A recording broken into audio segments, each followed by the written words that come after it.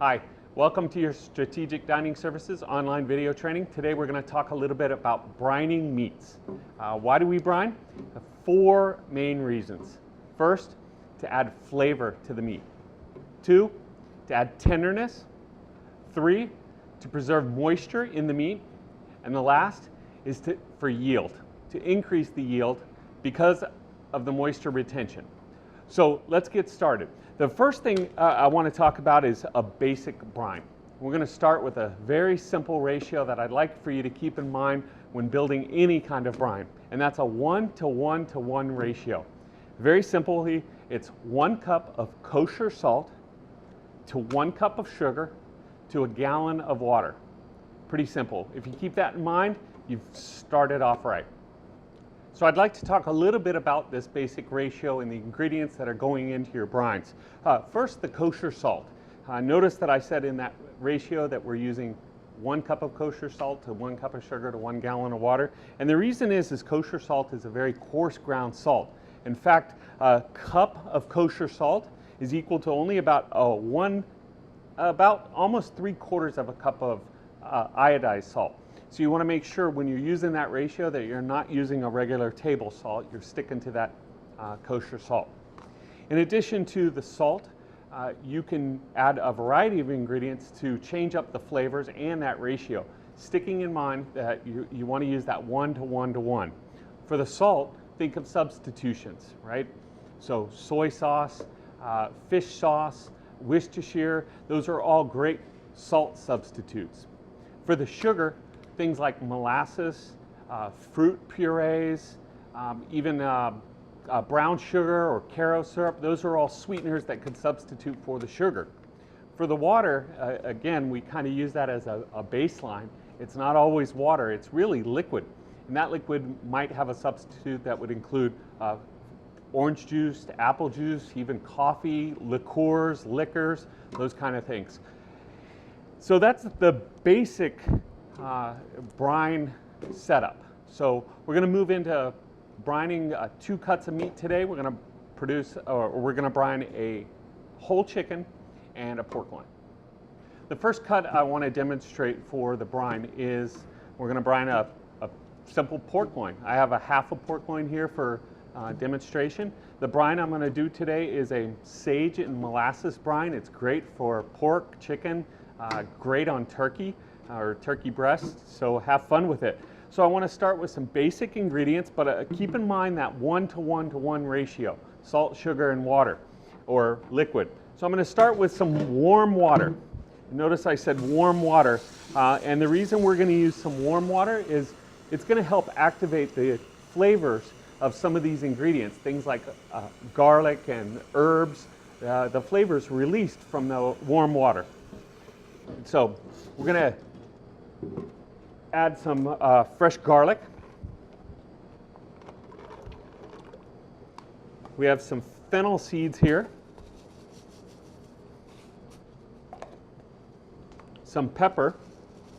Now these ingredients are kind of the flavorings, the aromatics, if you will. We have some fresh sage and some rosemary here. Now you notice I'm not chopping the ingredients, and I'll show you why in just a couple minutes. I'm just going to kind of bruise these herbs a little bit.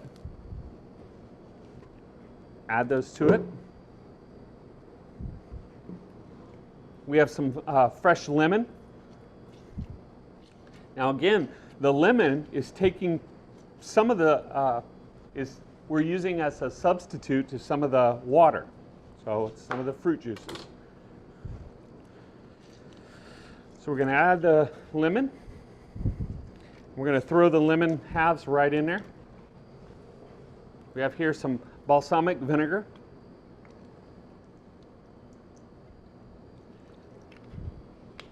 Now again, think salt, sugar, water. So we've added our water or our liquid. For our sugar, I have some maple syrup here. So I'm going to cut back on the amount of sugar I use. In fact, I'm not going to use any sugar because instead of the sugar, I'm using the maple syrup, and I have some molasses here.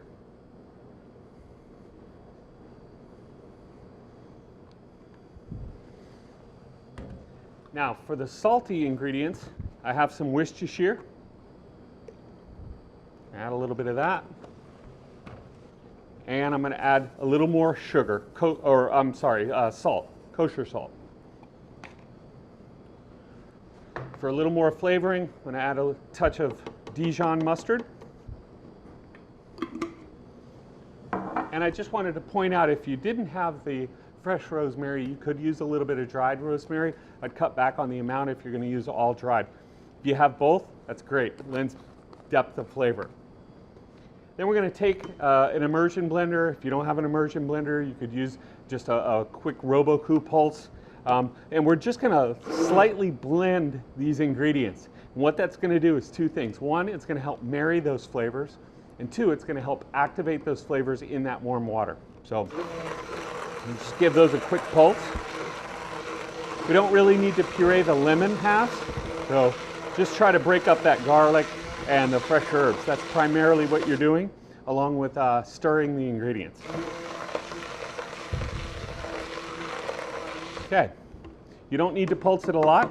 Once it's done, you've got a nice mixture here. You've got a perfect brine. Using that simple, again, I'm going to refer back to that simple ratio of 1 to 1 to 1. We've used salty ingredients, we've used sweet ingredients, and we've got a basic liquid. I've got here a half a pork loin. We're going to add the half a pork loin to that. Please reference the chart here for suggested brining times based on the size of the cut of meat.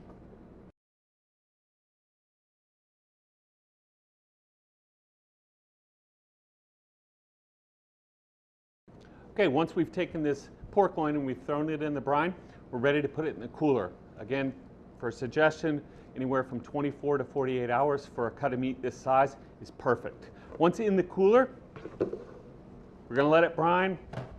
After we take it out, there really isn't any necessity to add any further seasonings or anything because of that brine and all the flavorings.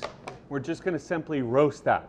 I've taken this half pork loin and it's roasted at about 300 degrees for only about an hour. Came out perfect. You can see the color and the seasonings. And again, what we recommend on a cut of meat like this is, instead of pre-portioning this and pre-shingling it and cutting it hot, is do one of two things. First and foremost, we recommend that you cut this to order on the line. Carve it fresh, have it on the line on a cutting board, ready to go. When you get an order, you're going to just simply take it and you're going to slice a nice thin couple slices off, shingle it onto a plate, and serve it. You can see the moisture and it's perfect.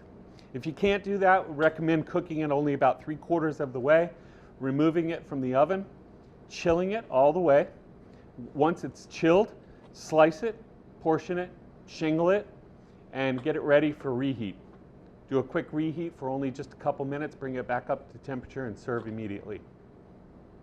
Looks perfect. The other cut of meat I'd like to show you how to brine is a whole chicken. We're going to brine this in some very simple ingredients, kind of taking an Asian twist to the ingredients. So I'm going to start with a pan. Again, using that 1 to 1 to 1 ratio, I'm going to start with some salt ingredients. But instead of adding salt, I'm going to use soy sauce. So that's my salt substitute.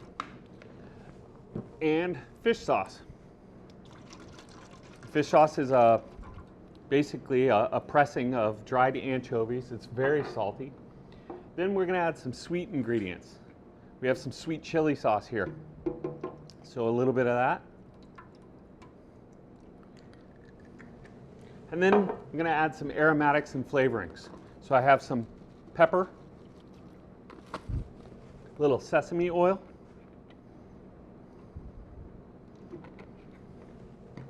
we have some scallions here that we're just going to kind of do a rough chop on. Got a few more here.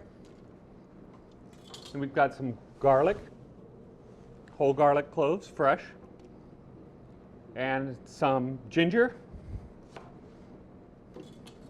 And then we have some fresh lime. So again, you see we've taken those Asian ingredients and turning it into a brine using salt, sugar, and liquid. So once we've squeezed out those limes, we're going to add a touch of water. And again, we're using warm water here to help activate those ingredients. The green onions, the limes, the garlic, the peppercorn, they tend to release their flavor a little bit more with this warm water. And once that's done, we're going to simply take the chicken and we're going to add it to it.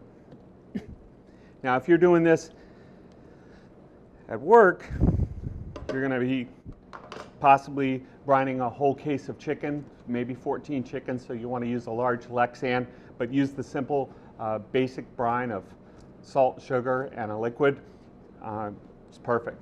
For these whole chickens, I recommend about 8 hours as an ideal time for this particular marinade. Should be perfect. Throw it in the oven or throw it in the refrigerator.